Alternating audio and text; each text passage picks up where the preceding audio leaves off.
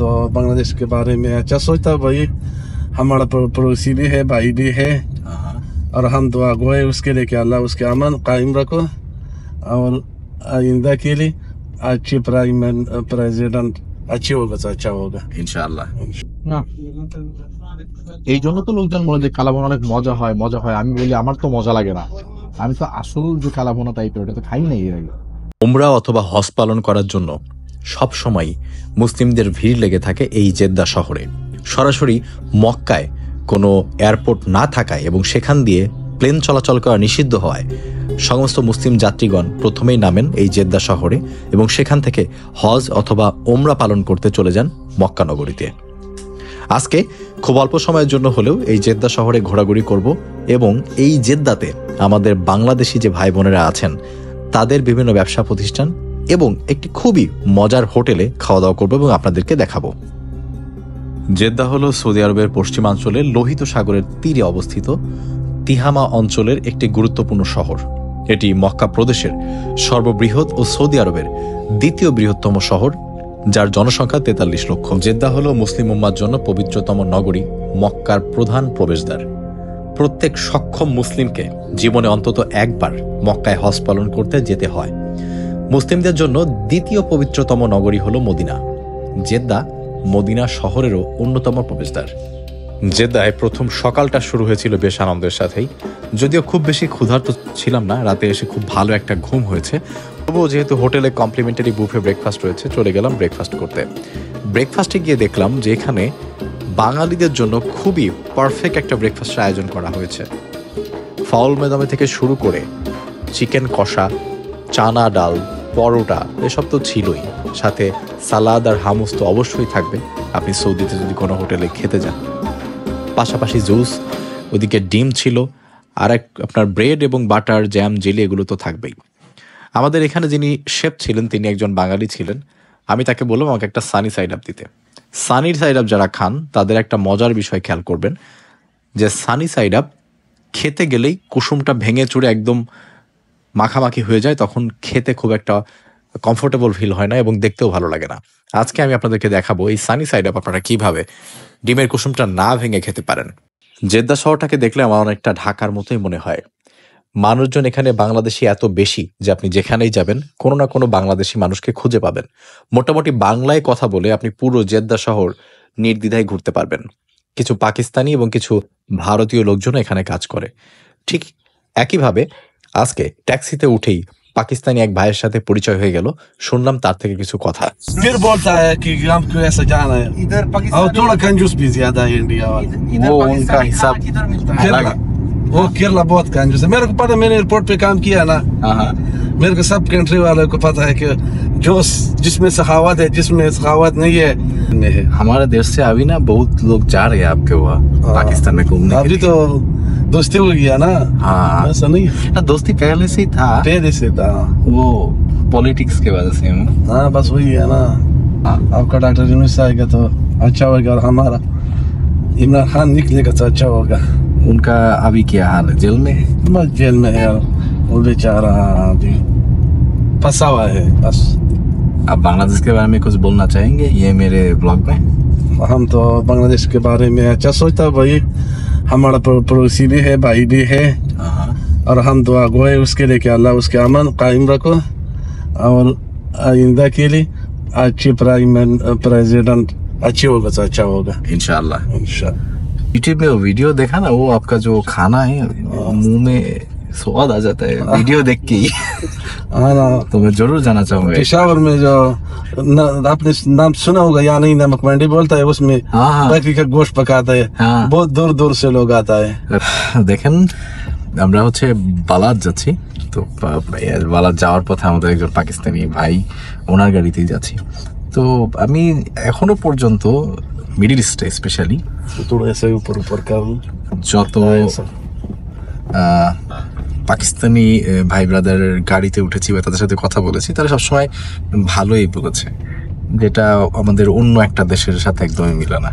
মিল্লা hotel শুনেছি যে এই হোটেলে খুব কম দামে গরুর কালাভুনা এবং গরুর নলি পাওয়া যায় এবং যেটা খেতেও নাকি খুবই সুস্বাদু। তো আজকে আমরা সেখানে এসেছি, এখানকার যারা বাংলাদেশি ভাই আছেন ওদের সাথে কথা বলবো এবং খেয়ে দেখবো খাবারটা আসলেও কেমন। আসসালামু আলাইকুম, আশা করছি সবাই অনেক ভালো আছেন। আজকে আমি আছি হচ্ছে সৌদি আরবে, আর সৌদি আরবের বালাত এরিয়াতে আছি। সৌদি আরবের এই এরিয়াটাতে প্রচুর পরিমাণে বাংলাদেশি মানুষজন বিভিন্ন দোকানে কাজ করেন, অনেকে আবার ব্যবসা বাণিজ্যও করেন। তো এইখানে খুব ফেমাস একটা হোটেল আছে যেটার নাম হচ্ছে ভাইয়া 15 টাকা, গরু বানা 15 টাকা, মাছ 13 টাকা, গরু 14 টাকা, মুরগি 14 টাকা, খাসি 14 টাকা। হ্যাঁ, সৌদি রিয়াল আছে, 14 রিয়াল। আমি বেশি দিন না, প্রায় 6 মাসের মতো। হ্যাঁ, সব বাংলাদেশ। এখানে হোটেলের সবাই লক্ষ্মীপুরের মালিক পক্ষ, কাজের লোক বেশিরভাগ লক্ষ্মীপুরের। তো আমাদের খাবার দাবার সব কিন্তু চলে আসছে। সাদা ভাত, গরুর পায়া 2টা, এখানে একটা খাসির মাংস আছে, একটা কালো ভুনা আছে, তাদের ডাল, মাছের ভর্তা, সালাদও আছে। তো শুরু করব অবশ্যই একটু মাছ ভর্তা দিয়ে। দেখা যাক মাছ ভর্তাটা কেমন। সাদা ভাত নিয়ে নিয়ে একটু, সাদা ভাত তো আনলিমিটেড, একদম গামলা ভর্তি করে দিছে, মানে খাও গামলা ভরে, আদর যত্ন করে দিছে অনেক। একটু মাছের ভর্তা, বিসমিল্লাহ করা যাক। একটু সিম দিয়ে মাছের ভর্তা কেমন হয়, বিসমিল্লাহ।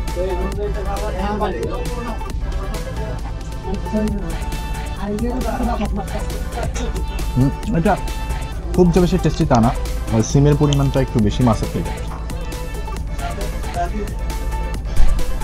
টু বি অনেস্ট, আমি এটা হচ্ছে মাছ ভর্তার থেকে সিম ভর্তা আমার কাছে বেশি মনে হচ্ছে। খেতে খারাপ না, ঠিকঠাক, তবে মাছের ভর্তার মতো অত মাছের যে একটা ফ্লেভার ওটা কিন্তু নাই, অত সিমের ফ্লেভার বেশি। এরপর আমি একটু 1 পিস কালাভুনা ট্রাই করতে চাই। কালাভুনা কিন্তু 1 2 3 4 5 6 7 8 9 10 পিস ছোট ছোট পিস আছে, আর একদম ভাজা ভাজা না, একটু হালকা গ্রেভি আছে। ওই গ্রেভি দরকার হয় কিন্তু ভাত খাইতে হলে কালাভুনা দিয়ে। এই যে ওই ভাতের সাথে মাখানোর পরে কালাভুনার ঝোলটা কিন্তু আরো ভালো একটা কালার করতেছে। দেখো ভাতের সাথে মাখাইলে মনে হচ্ছে যে একদম লাল লাল খাওয়াটা কালার চলে আসছে। খেয়ে দেখি তো। ওহো, আমি আসলে কালাভুনা পছন্দ করি না, কিন্তু এই প্রথম কোনো কালাভুনাকে আমার কাছে অনেক ভালো লাগে।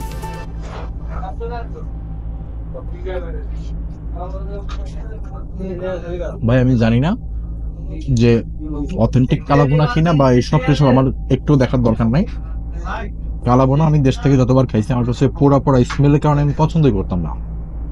এটাতে একদমই ওই রকম পোড়া পোড়া স্মেল নাই, আর ঝোলটা ভাত দিয়ে মাখায় এত মজা লাগতেছে। ওয়ান অফ দ্য বেস্ট কালাভুনা আমি যতবার খাইছি, এটা খুবই মজা।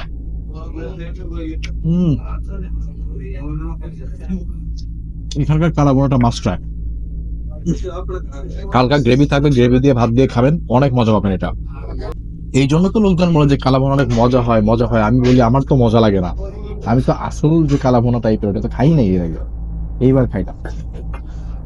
আর এদিকে আমাদের এই যে নল্লি আছে, নল্লিটা বেশ কয়েক পিস ছোট ছোট পিস করে কয়েক পিস দিয়ে আছে। আমি 1 পিস এই পাশ থেকে একটু রগের পিস যেটা ওইটা নিয়ে একটু খেয়ে দেখি আসলে। হ্যাঁ, একদম তুলতুলে, এই যে একদম তুলতুলে রগের পিস, হাত দিয়ে চাপ দিবেন মনে হবে যে একদম মিশে গেল। আর বেশ পরিমাণে ঝোল আছে, সেই ঝোল খাওয়ার জন্য একটু কিপটামি করতে হবে না, মন ভরে ঝোল খাবেন। দেখা যাক, এটা ঝালের পরিমাণ বেশ কম, আমার একটু ঝাল লাগবে, একটু ঝাল হলে এটা পারফেক্ট।